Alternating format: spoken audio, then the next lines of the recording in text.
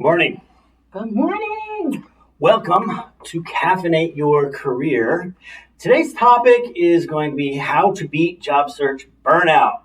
I'm your host, the career coach with the most, Jason Hopper. With me today, back again, is Jam and Janae Jones. Janae, welcome to Caffeinate Your Career. Thank you, Jason. I'm so happy to be here. So, Janae, as we are looking at job search burnout, because job search is hard. It is. Right? It's very hard. And in doing it, you want to make sure that you are not getting burnt out. And I think it too, like what are, and we were talking about this just a minute ago. Yeah. And you had some good ideas on how to avoid that or to make sure that we even recognize the fact that you might get burnt out. Yeah. And I love, like you said, we were talking about it this morning. And one of the things people may not even realize they're burnt out. Are you feeling tired? Yeah. Are you exhausted? Meaning emotionally, mentally, physically. And we had, one session about the mind. Mm-hmm. How are you feeling? Do you feel like every time you get ready to open your computer or you go to LinkedIn and you feel like you're going to the DMV? You Right. are burnt out. Right. You need to step away. That's a good analogy. I love that. Because nobody wants to go to the DMV, right? Yeah. Absolutely. And you shouldn't feel that way. And if you are feeling that way, that's what our conversation is about today. We're here to help them that we don't want you to feel burnt out on your job search. Yeah, I'm going to say this, though, in defense of the DMV, because I had to go a month ago to get the title for my car. We were going to sell the car, and they were pretty efficient. Okay. I didn't want to go. Although here's the thing. I love it. But to your point, because they were efficient, we got what we needed. Now we're going to do the next thing, and then like Stephanie's like, "Oh, we've got to go back," and I'm like, "I'm not going back. Right. Not today. Not today. I'm not going back." Well, that's good news. It's great to hear a good news story at the DMV. But I get your point, right? Like nobody really wants to do those kinds of things. Absolutely. And I think like if yes, opening LinkedIn causes you to like kind of cringe. Right. Yeah, you might be burned out. You might be, and that's not a good feeling. No. So, we're here to talk about how we can, help them if they are feeling that, if they do recognize, because the first thing is recognition, to recognize that I am burnt out, because the everyday hustle, and we were just talking about that, 8 hours a day is what most people work. Right. And when you're putting 8 hours or more into your job search, you may not even feel or recognize that, am I really burnt out? Do I have these emotions? Am I having these feelings? And once you recognize that, now it's something that you need to, take seriously, because health is everything. I think, yeah, right. It is. I mean, you've got to remain healthy, but I think too, it's just a matter of people recognizing those feelings. Right. That's the first step. Because it often is just, you just kind of keep going. It's very interesting, I think, because my background is in staffing. I was in staffing for 14 years. Okay. And I'd lost my job, and I got offered the job at the state, and I wasn't really sure that I wanted it. And in fact, I just did not really want to work there. Okay. And my wife said, "You know what?" She's like, "You don't realize it, but you're burned out on staffing." She said, "You come home, you're tired, you're grouchy, and the work itself isn't that great. And so my suggestion is you don't have another offer, take the job. Right. And if you don't like it, in 3 months, go back to staffing." Okay. But I love what you just said. You didn't really realize that you were burnt out, but your wife, your family members, your loved ones who are seeing you every day when you come home, they recognize that you were burnt out. Yeah. And that's the same thing too with people at home searching for jobs. It may be your family members, your loved ones that are around you that may even recognize it, and you don't. Right. And it was, I think that was the hardest part, is just realizing that is true. And I was, in fact, burned out. Because, like you just said, the mental, the energy that you're bringing home to your family and your wife and kid, your wife and kid, and also too, just the grouchiness, right? and people don't realize that they just may feel like it's the everyday hustle and bustle. That's right. But it's also too now. My family has brought it to my attention. What do I really need to do about it now? How can I turn this into a positive and not only be happy at work, but my family is important. Right. Well, they should be. Right. If you like, if you like them. Yes, you like your family. I like my family. Just real quick, I see you, Julie Stewart. Good morning. Good morning, Abigail Ween. Who said wanting to nap all the time is my sign of burnout. That's a good one. Yes.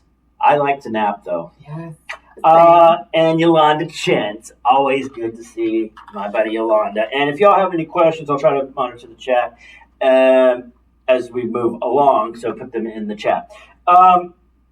You had a quote a minute ago, Janae, about something about like being burnt out or running, or like constant, as compared to running. Compared to running, running full steam. If you're running full steam on your job, and I forget how I even quoted it, but if you are just going hard, just constantly going, and not even realizing that you are burnt out, it's not, now you need to take a break. Yeah. You need to pause. You need to really reset and pull back for a minute. Because job searching itself, is really a job. Yeah, it is. We were talking a minute ago that the misconception is that you're at work 8 hours a day and you should be searching for a job 8 hours a day. That is for sure going to get you burnt out super fast, just because. And work, to some degree, work has that emotion, but searching for a job in itself is like, for sure, like the emotional part of it. Right. Just because there's a lot, if you don't have a quick plan, if you don't have a process, if you're not following the process, if we get rejection, and we'll talk about that in a minute. But like, I think like, and I tell clients to spend 4 hours a day. That's a good rule of thumb. Right? Yeah. 2 in the morning, 2 later in the afternoon. Right. Because any more than that, I think it's probably like a bit too much. Absolutely. And I think too, like, setting time to do it. I was about to say that. Yeah. A lot of times we don't like to put things on our calendar, but I mean, we all have smartphones, some form of a smartphone. And if you put that on your calendar and set the reminders, yes, a 30-minute reminder, a 15-minute reminder, so that you can be more organized, and then actually stop at that 2 hours. If you're giving yourself 2 hours, or if you're giving yourself 2.5 hours, when that alarm goes off, stop. Yeah. Take a break. Exactly. Because we just talked about, if you're working 8 hours on a job, do you take breaks on a job? At 3 o'clock is when I stop working and I get a snack. See, right? Oh my goodness! At 3 o'clock, I always eat an apple. Everybody at my job laughed at me and they said, "Why do you eat an apple?" I said, "Because it's fulfilling and it's right before dinner. Yeah. And I don't want to eat anything that I will regret later on." But that's just a Janae thing. But I pistachios. Okay.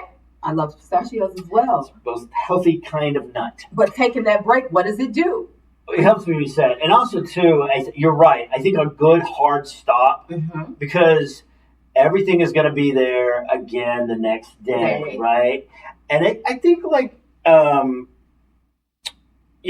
taking that time off. And, we talk about, too, like, I think it's a good idea to stop job search, like on the weekends.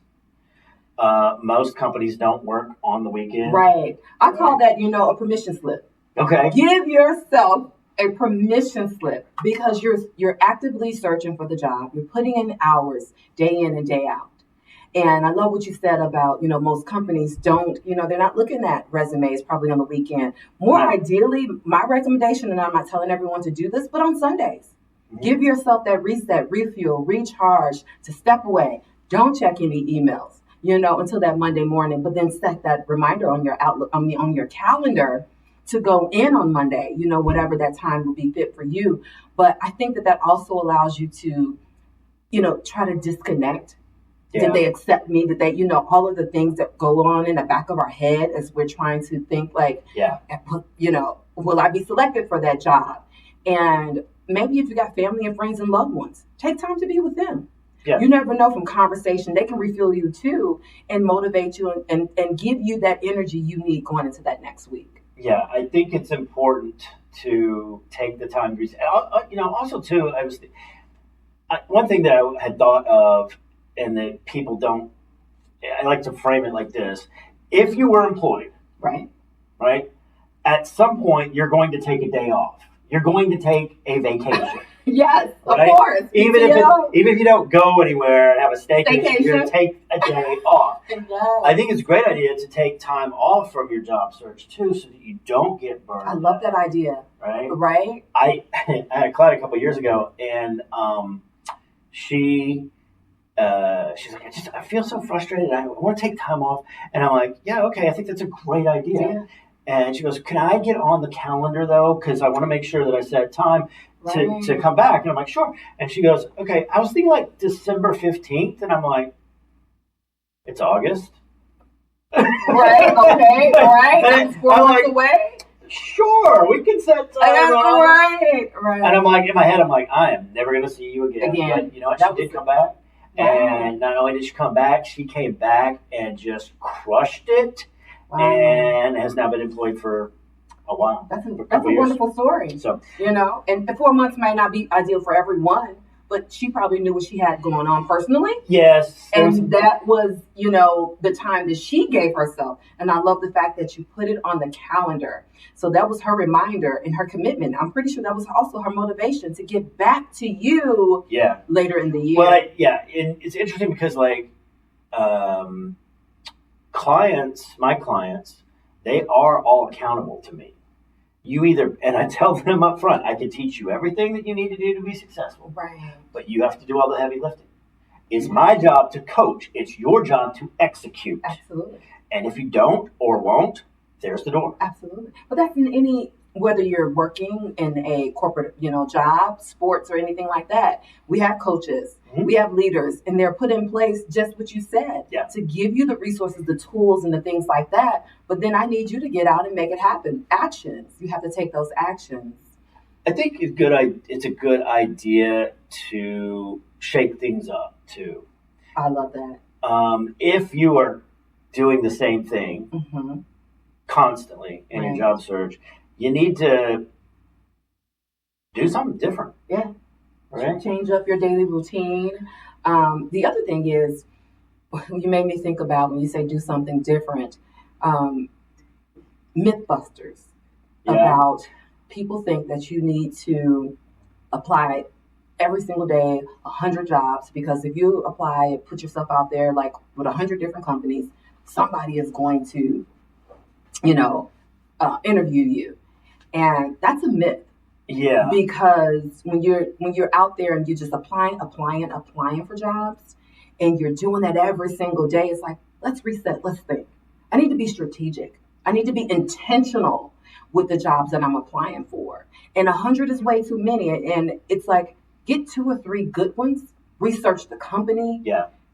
Making sure that your resume and your cover letter is aligned, right? Right. And those things will definitely give you more of an opportunity to hopefully land that interview versus just out there applying for any and everything that you see, because you're in this job search right now, hunting for that right one. They call that spray and pray. I love that. Okay. And that's not going to work as a strategy.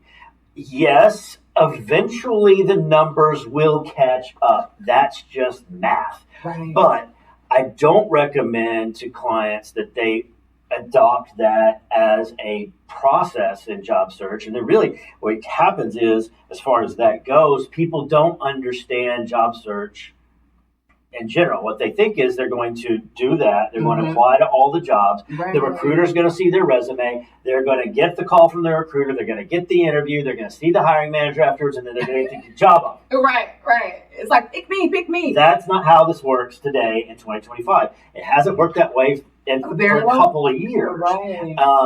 And so the other part of that is just adopting that as a process of spray and pray was going to lead you down a dark spiral as you start to self-doubt because nobody is calling you back. And now you feel bad about yourself. Right. in addition to, and I talked at the beginning, we were talking about the emotion, Mm-hmm. right? And yes, you have emotions at work, and hopefully you're passionate about the job that you're doing. But like in job search mode, those emotions creep in, and now we're in a whole different mindset. Yes, I totally agree. Right. And the emotions, a lot of times, people don't even, as we talked earlier, they don't recognize it because they've been doing it, like you said, the spray and pray for so long that they don't even recognize that you're not feeling happy about it. You're not feeling, it's like, it's the job that you get up every morning and it's like, let me just do all of this, and Yeah. you are suppressing your emotions. Mm-hmm. And that's why it's so important to take those breaks. It's so important to step away from the computer, step away from applying for a job for a day, or like the story you just gave of the young lady, not saying that we recommend for months, but literally to reset so that the energy you're giving as you're applying for these jobs can be different. And also, too, how you feel truly impacts how you're looking at the jobs that you are, potentially will apply for, and looking at their website. Do you updating your resume to make sure that, and we talked about this before, the right words and things like that is on your resume, on that version of your resume, so that when you do submit, you have higher chances of hopefully getting the interview. The chat is blowing up right now. Goodness. So Julie Stewart says, I totally do the alarm thing and it works so well. Plus, awesome, Julie. When that alarm goes off, you feel a sense of accomplishment that you did do something.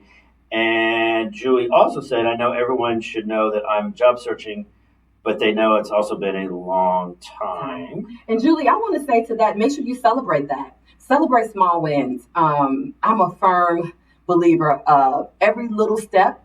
It's part of the journey to your end goal, that you will get that job. You will get the right one, the right fit, the one that's aligned for you. But celebrate that. And I can see you when that alarm goes off, celebrating the fact that whatever you did during that time, you accomplished that. Abigail Ween said, totally agree. So tired of people telling me to apply widespread, she said it at the wall instead of shit at the wall. Love it, Abigail. You censored yourself and I did not. And see what says, total waste of time. If I ignore it, definitely ignore them. And Joyce said, so when they ask, gee, you don't have a job yet, it's so disheartening.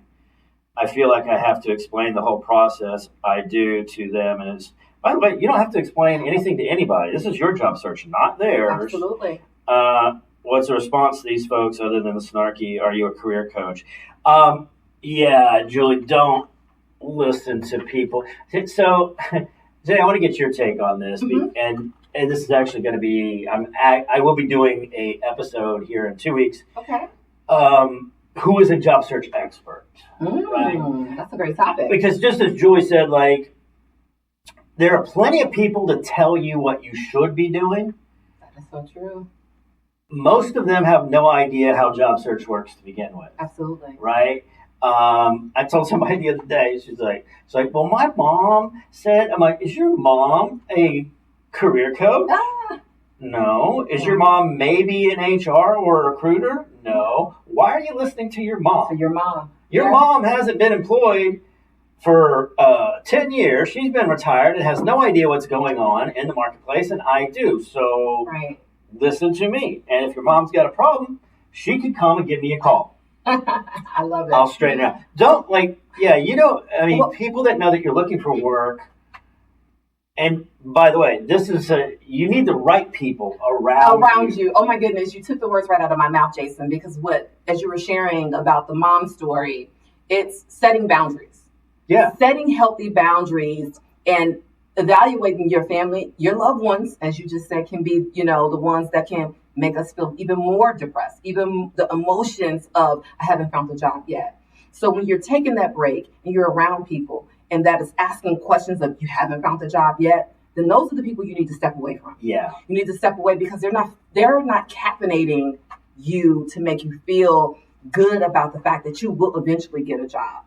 And it's okay to say no or leave that conversation, right? Yeah. Because the mind is everything. We talked about that. And we just said, again, if your mind is not in the right place, and now you're around people who are making you feel a certain way, your entire emotions and feeling about job search is still in the toilet. Yeah. You're not feeling good about it. So you have to reevaluate the people that are around you. You have to make sure that the folks that are around you, are they motivating you? Are they inspiring you? Are they giving you some other tips and tools or resources that you may not even know? One of the things we've talked about here all this month is about networking. Networking and socializing, and even sometimes your family members and friends in a positive way may know someone. Right. And it's always who sometimes that can refer you, you're in this field, send me your resume. But we have to evaluate who we're around, think about how we're feeling when we're around them. Yes. Set the boundaries. It's okay to say no, right? Because you're doing it for yourself, because one day you will get that job. You will. You bring up a good point, because if the people that you are surrounding yourself with are being it's been a long time since you've been looking for work a long time. Why has it been so long, Janae? Like, why can't you find a job yet, Janae? Like, those people are not being helpful and are probably contributing to you being burned out. And that's not going to work. Yes. Right? Like, and it's okay. You're right. In relationships, we have to set the boundaries because they don't come with a preset of boundaries. Ooh, I love that. Ooh, yes. And if it's somebody that is in your family, in your home, and they are being negative, you could sure say, hey, I don't wish to discuss this with you. And step away. Absolutely. Right? So. And they'll learn, eventually when you do that, they'll learn to respect your boundaries. Yes, they should. Right. For sure, they should. Yeah. Yolanda said in the chat that her mom is going to be giving me a call later today. That is funny, Yolanda. Yolanda's funny. Okay, I think it's a good idea to make sure that we are celebrating those wins. And the reason is because, and just like Julie said in the chat a minute ago, when the alarm goes off, she feels that sense of accomplishment. That we did something positive for ourselves in our job search for the day. I think a lot of times job hunters don't realize you got the interview. Right. That's a win. That's a huge win. Because out of just and how recruiting works, but like if, let's say 150 people applied to the job, right? You at least got a phone call, which then led to the interview. And even if you don't get the job, you should be celebrating the fact that you got as far as you did. Absolutely. Because you just beat out 149 other people. One other person came along, said something different in a different way that resonated with the hiring manager more than you did. And that's why they got chosen and you didn't. Absolutely. That's why people don't get jobs. It's not that you screwed something up or you said something wrong. Right. It may not be the best fit. You just weren't the best fit. And that's usually what it comes down to. And I love what you said going back when we talked about taking breaks and celebrating the small wins. And I did say this to Julie. The other thing is when you celebrate the small wins, go get you something fun. Like if you've been having a craving for that ice cream sundae, or, a walk in the park, like something that you know that you haven't done. Celebrate that. And as you're celebrating, make sure that you feel that you accomplished something. Yes, you're still searching for a job. Yes, you haven't landed that job, but those things change your energy, change your mind, and get you more positive about, okay, now I'm going to go tackle the afternoon or the next day. Yeah. In my job. It's funny. You're like, okay, I finished that, so I could go get ice cream, right? And I think nobody wakes up in the morning and says, oh, I got to look for work today. I mean, nobody's excited about it. Right. But I think, and this will help with burnout, is if you can gamify it, it gets a little bit more fun. It does. Now, when we go to try and gamify something, you have to it's got to be realistic. You can't be like, I'm going to connect to 100 people on LinkedIn. No, you're not. Right. Yeah. But you can attempt to outreach 5. Okay, so now that's done. And I get a cookie, or I get right. to go and hang out and go lay in the hammock for 15 minutes and then come back. Right, absolutely. Right? I think if we set things up that make it kind of fun, right. And I don't recommend you eat ice cream every hour on the hour. That's not going to be healthy, and you're going to not feel great afterwards. So, you know, especially after the sugar wears off. But, but like, whatever your thing is, or like maybe it is, hey, I finished this. I am going to now play Wordscape for 30 minutes. It could be the game, right? That you like and play. Absolutely. And I call that setting goals. Yes. In the job search, you should set goals. So I love what you said about gamifying it, and you know, instead of 100 people on LinkedIn, only 5. Instead of 100 jobs I'm applying for, 3 to 5. That is setting goals. And as you set the goals, now you can also celebrate those small wins, because I connected with 5 people. I sent 3 resumes for the day. Yeah. I set my goals. I had my, sight in mind of what I wanted to accomplish, and I did that. Yeah. I think too, like that's the other part of that, right? You complete the goal and it's check. You check it off the list or cross it out, whatever you want to do. And then like you feel good and it's done. And here's the other thing. Like if you are on a roll and you're like, I met the goal today, you got 2 choices. You either stop because you met the goal, or you're like, and you keep going. Right. If you're caffeinated. You're caffeinated, full of that energy, of course. Yolanda just said that. She said, you need someone who can caffeinate you in your job search. She's quoting you. Yeah. And Abigail said, I've become really good at interviewing and applying. I do feel accomplished when I apply, and even though it may not lead to anything, planting seeds to watch it grow 100%. Yes, 100,000,000%. And yes. Joy says, yes, it's awesome. And Yolanda, yes, we know you like chocolate ice cream. By the way, I love chocolate too. Abigail, it's awesome that you are doing well at interviewing. But for those of you who are not doing very well at interviewing, we do have a virtual interview practice program here at JFS. We do it every Tuesday at 1 o'clock Central Time.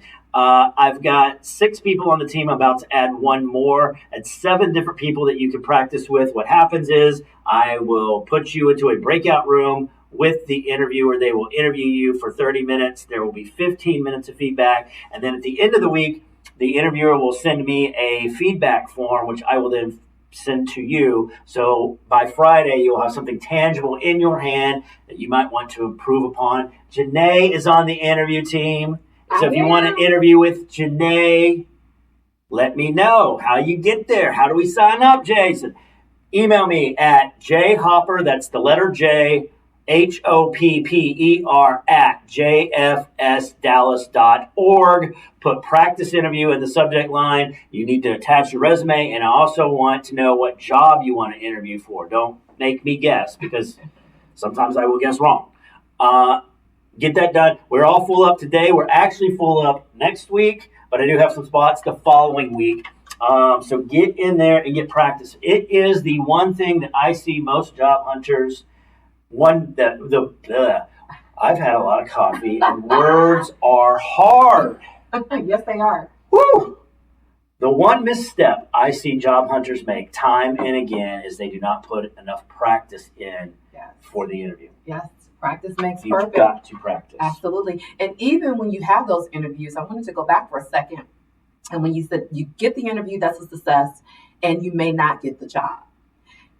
What are the takeaways? What are the lessons learned? You know, how can I continue? And even if they don't give you feedback, we are sometimes our worst critics. And when you evaluate how you think that interview went, even if you don't get the feedback, what's one thing? Don't, give yourself a plethora of all these things that you want to correct. One thing, so that when you get that next interview, you can continue to work on that. Yeah. Both Abigail and Julie said that they did the practice interviews and they were great. See, 2 people there endorsing the program. I appreciate that. The other takeaway from that, you got the interview. You didn't get the job. Well, I'm sorry, and that's never great. However, don't forget to follow up. right? You didn't get the job. Okay, but you've made a connection there at the company. In 4 to 6 weeks, you should be dropping them a direct message on LinkedIn, an email, something to continue to foster the relationship. There's no need, if you're going to a company to interview for a job, the idea and hope is that you actually want to work for the company. Absolutely. And if that one position didn't work out, maybe there's something else down the way that you can do. Or in 6 weeks' time, that's a short time, but also kind of a long time in business. Yes. What if the person they hired didn't work out? That's true. Or a new opportunity comes up. And your skills fit that. Yeah, right? Now you've called and you followed up. Like this happened a couple of years ago to a client of mine, and she did not want to follow up. And and I'm not supposed to do this as a coach, but I basically intimidated her enough that she did it. And here's what happened. They were like, "Oh my gosh, you are a great candidate. We just went with somebody internal on the team and promoted them up. But you know what? The department down the hall has a position you're probably going to be a better fit for." Absolutely. They sent the resume to that person down the hall. She ended up getting the job. All because she followed up. Absolutely. There's no need to do any of this if you're not going to follow up. I agree. And that's part of staying organized and focused, right? Because you're applying for so many jobs. Make sure that you use some type of, if it's an Excel spreadsheet, a Word doc, whatever is your thing, right? That you keep that documentation. And to Jason's point, going back in 4 to 6 weeks, because now you know which jobs you applied for. You know which jobs you actually had an interview with to follow up. Yeah. Because the thing is, if you forget, and hopefully you won't, but sometimes, when you've been doing it for a while with the job search, you might forget. Yeah. And just there's different apps, there's different tools that you can have to stay organized and focused so that you can set those follow-ups and then put it on your calendar. I'm a calendar girl. Put it on your calendar as a reminder, to make sure that you follow up. I think it's a good idea to track all that 100%. I recommend people do it in a spreadsheet. You can use Trello. You can put it on the calendar, however you want to do it. Whatever's your thing. But you've pretty much got to follow up. Yes. Right? And you made those connections. I think another way to beat job search burnout is to start a side hustle. Yeah. Get a side gig. What are your hobbies? What do you love doing? Yeah. What motivates you while you're still searching for that job, that you can just do it and still bring some type of income, but then you enjoy doing it. Yeah. Do you have a side hustle? I do. Okay. Do you not want to tell me what it is? You're like, well, one of the things that I just got certified is my life, a life coach. Life coach, that's right. That is one thing. And then the other thing, I love to make different types of t-shirts. Like, remember the one that I said? Mm-hmm. The power. Ignite a fire. Ignite the fire within. Yes. So coming up with different designs and logos for that. Definitely. I'm not consistent with it as I should be. But those are the things I'm creative. Yeah. So, and I love to just, have my ideas out on a canvas or something, Oh, yeah. That's good. What about you? I don't. Okay. I don't have a side hustle. My wife does. She will go to thrift stores and buy stuff and then resell it on Poshmark. Okay, Poshmark. Does she do Marketplace, Facebook? Yeah, she will sometimes for things that are not really clothes. Like she bought this lamp the other day. That's sold. So yeah, she'll do it on Facebook Marketplace. But also too, and you don't even have you don't have to go out and do stuff like that. You can look in your garage, what? Why do I still have all these garbage pail kids cards? Absolutely. Can I sell those? Probably. Yeah. If you don't have a garage, the closets sometimes have the most treasures. Yeah. Because we push it back, and we push it back, and we don't see it, and it's out of sight and out of mind. And you, like you said, you never know. You may be sitting on a little treasure that you can go and turn in and get a few coins. Yeah, it's funny. I love my Vans. Yes. I love my Vans, and I got several different pairs. Yes. Sometimes I will look and be like, I get the box, and I'm like, oh yeah, there's a pair. I haven't even worn these. See? He's talking about, Right. but like for sure, like my parents got me a pair for Christmas, and I still haven't worn them. I was gonna take them back, just because they got me the classic black and white checkered ones. Okay. And I was gonna take them back, get like purple or green or something like that, but I probably won't at this point. Right, of course. But then you like those, so you, not to give it away, you'll eventually wear them. I will. Yeah. I just haven't got around to it yet. But so side gigs can break up that burnout because you're looking for a job and you're looking for something, but like you got your side hustle going, Right. You got a little cash flow going. It's also should be a fun side hustle. It shouldn't be a grind. Absolutely. To do it. Or any contracting work. And yeah, anything that you can, do as a contractor, temporary, where that it's still, like you said, it's something fun, something that you like doing, but it brings in, some type of income, and it breaks up the monotony of your job search. You talk about contract work. Mm-hmm. It's a great time to register with some staffing agencies. Mm-hmm. Staffing companies already have the relationship with the employer. Mm-hmm. They're just looking for people to put into jobs. There should, as we roll into summer, there should be a lot more contract work available. Yes. Just because people are going to go on vacation. Right? So it's like, okay, well, we need somebody to fill in at the front desk for a week. Right. Janae, you want to do that? Yeah. Of course you do. Right. Because even though it's just a week, you're there, you're talking to people, you're networking. You're doing, you know what I mean? Like my very last job in staffing was just a contract. It was 1 month. They were real upfront. They had hired somebody back that previously worked there. Okay. And she was having to relocate from out of state. So It's just a month. We need you to fill in while she's here. Okay, fine. And at the end of the 4th week, the HR director came up to me and he's, hey, you've been excellent. Your contract's ending. I want to help you out, though. Call this guy right now. I just got off the phone with him. He owns a staffing agency. And I called him.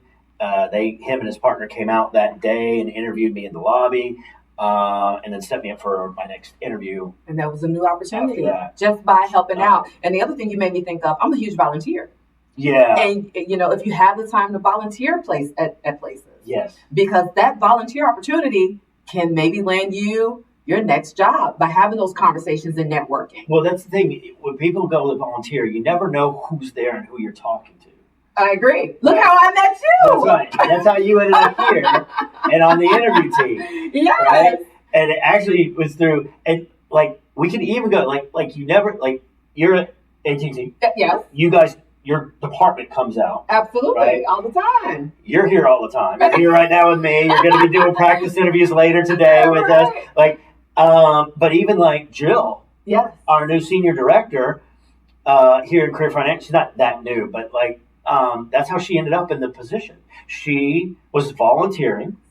There was a food pantry coordinator position open. She gave her resume to the director. HR, right. And the director's like, ooh, you'll probably fit better with Allison's group, and gave it to Allison. And exactly she got what you said earlier. She got the job. It was referred to in a different department because they looked at the skills. Yeah. The skills align with where the better fit is. That's right. And I mean, it can be definitely overwhelming. Job search can definitely burn you out, but you have to stay positive and you have to keep people around you. And this is through virtually and in person that will inspire, motivate, and uplift you. Yeah. Because mindset is everything. Correct. And if you don't have the right mindset going into it, you're not going to do well in the job search itself. You just aren't. Just take those breaks. Because you are burned out. Yes. And it's okay. Tell yourself it's okay to take those breaks. Step away. It's for sure.